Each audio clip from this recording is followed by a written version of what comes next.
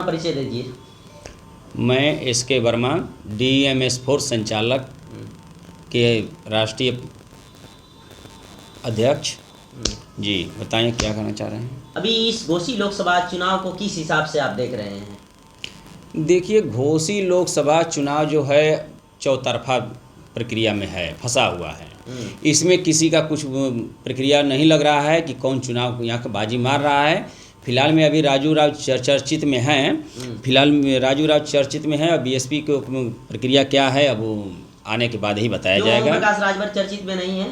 देखिए, ओम प्रकाश राजभर चर्चित में इसलिए नहीं है कि उनके जो अगला जो कार्यक्रम था उसमें तरह तरह के उनकी बयान होने की वजह से अरविंद राजभर का कोई भरोसा नहीं है कि चुनाव निकाल लेंगे। तो उनका तो मोदी जी से गठबंधन है, वो कह रहे हैं कि हमारा हाथ है मोदी जी के ऊपर, मोदी जी हमारे ऊपर हाथ रखे हैं। अरविंद ओम प्रकाश जी कह रहे हैं ना, तो मोदी जी की जुमलाबाजी में तो ये फंस रहे हैं।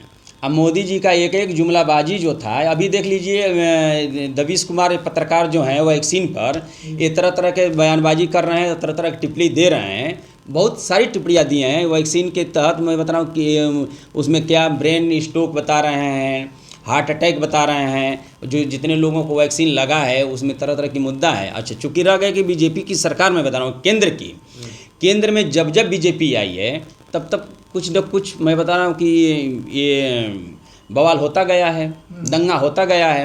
1999 से 2004 तक केंद्र में सरकार किसकी थी पता है? अटल जी की थी, अटल बिहारी वाजपेयी की थी। उस समय हमारे देश में या उत्तर प्रदेश में मुँह नचवाया आया था, इसका इतिहास उठा करके देख लीजिए। इस समय मोदी जी ने 10 साल से बीजेपी की ही सरकार न केंद्र में है, तो केंद्र में कोरोना भी आ गया। अच्छा, जब मुँह नचवा उस समय जब आया था 2002 में, जब मुँह नचवा आया था, तो उस वक्त मैं आपसे बता दे रहा हूँ कि जब मुँह नचवा जब खत्म हुआ तो सबको, पूरी जनता को पता चला कि ये अफवाह है और अफवाह साबित हुआ। आप कोरोना वायरस की बात कर रहे हैं। कोरोना वायरस तो पूरे हिंदुस्तान नहीं, पूरे विश्व में था। पूरे विश्व में था, ठीक है, मैं मान ले रहा, पूरे विश्व उसकी गवाह है और पूरे विश्व लोग थे और आज भी हैं। बट हम भी उसमें थे, हमें भी विश्वास था और आज भी विश्वास है। लेकिन इसमें तरह तरह के लोग मुद्दा उठा रहे हैं और इस मुद्दे में क्या सही है क्या गलत है अब तो भाई सामने आएगा। और बीजेपी की जो सत्ता है, तो बीजेपी को देख रहे हैं कि बहुत जगह पे जुमलाबाजी में फंसती जा रही है। इलेक्ट्रोल बॉन्ड में देख लीजिए इनके घोटाला, राफेल घोटाला देख लीजिए, इसके बाद LIC बेच दे रहे हैं, रेल बेच दिया, क्या क्या नहीं किया बताइए। इसके तरह से मैं बता रहा हूँ बीजेपी पर क्या कोई कहे। सर 400 पार का नारा चल रहा है उनका। 400 पार का नारा का 420 हो जाएंगे। इसी में सरकार में, इसी चुनाव में तो पता चल जाएगा कि वास्तव में 420 हैं। बीजेपी का 400 पार जो बोले हैं ना, 420 अभी पता चलेगा कि 420 हैं ये। और 420 में कितना इनका ग्राफ जाएगा पूरा मैं बता रहा हूँ कि ऑल इंडिया की मैं बता रहा हूँ इनका सर्वे करके कि 120-130 से अधिक सीट नहीं जाएंगे। वो तो उत्तर प्रदेश से 80 की 80 सीटें जीतने के लिए कह रहे हैं। उत्तर प्रदेश में 15 प्लस नहीं होंगे, मैं बता रहा हूँ। DMS4 संगठन ने एकदम तय कर दिया है। DMS4 संगठन का भी सर्वे हो रहा है कि कौन चुनाव जीत रहा है। DMS4 के हर एक व्यक्ति हर एक गांव में लग गया है कि चुनाव कौन जीत रहा है, किसके प्रति कितना वोट है। तो कौन जीत रहा है सर आपके संगठन का? देखिए, अभी मैं अब शुरू में बता दिया कि अभी चौतरफा ये गणित चल रही है। हाँ, अभी कुछ नहीं कहा जा सकता है।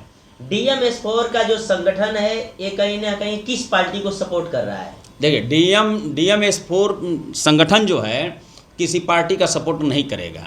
हाँ, सपोर्ट करेगा जो अच्छा प्रत्याशी देखेगा उसका सपोर्ट करेगा। सपोर्ट तो भाई करना है, क्लियर है, हमें भी वोट देना है, हमें भी मतदान करना है। और ऐसा नहीं कि हम कहीं ना कहीं मतदान नहीं करेंगे, लेकिन हम जो अच्छा प्रत्याशी देखेंगे, बहुत कर्मठ प्रत्याशी देखेंगे जो हमारे जनता का सुनेगा और अमीर गरीब व्यक्ति का सुनेगा, उनका हम सपोर्ट करेंगे और 100% कराएंगे। ये भी मैं बता दे रहा हूँ। तो सर 2024 के चुनाव में कहीं ना कहीं NDA गठबंधन एक तरफ है, एक तरफ इंडिया गठबंधन है जी, और बहन मायावती जी अकेले लड़ रही हैं, तो क्या कहिएगा 2024 का चुनाव? बहन मायावती जी जो अकेले चुनाव लड़ रही हैं, एक तरह से मैं अब बहन मायावती जी का जो नाम ले रहे हैं, एक तरफ से मैं बता रहा हूँ कि वो अकेले अगर चुनाव लड़ रही हैं तो सबसे बेटर चुनाव लड़ रही हैं और सबसे अच्छा प्रत्याशी भी घोषित कर रही हैं। इसलिए कि देखिए, ये इंडिया गठबंधन अगर चुनाव लड़ेगा तो चुनाव हो जाने के बाद में ये लोग आपस में खिचड़ी पकाएंगे, ठीक ना। और क्या बोलते हैं इंडिया गठबंधन वाले लोग की बात कर रहा हूँ, ये आपस में खिचड़ी पकाएंगे लोग, सरकार बनने में दिक्कत आएगी। और इनकी जो बीजेपी की जो बात है, इनसे भी गठबंधन है, ओम प्रकाश भी गठबंधन किए हैं, बाकी अन्य दल भी कहीं न कहीं गठबंधन किया है, लेकिन इनकी जो जुमलेबाजी है, जो जनता को मूर्ख बनाए हैं, जो चूतिया बनाते चले गए हैं, ये इनके लिए बड़ी घातक है, इसलिए वो इनसे गठबंधन नहीं किए हैं। बेटर है। किस हिसाब से भारतीय जनता पार्टी जनता को चूतिया बनाई है, जरा बताएंगे? अच्छा आप बता दीजिए हमको, जनता को कितना रोजगार देने के लिए कहा, कितने नौकरियां देने के लिए कहा, तो ये बताइए हमारे स्टूडेंट, हमारे छात्र छात्राओं के लिए दिक्कत है कि नहीं है? छात्र छात्राओं को कितने रोजगार दिए हैं? पेपर लीक हुआ, अब हमारे सभी स्टूडेंट भाइयों के सभी लोगों का पेपर लीक हुआ।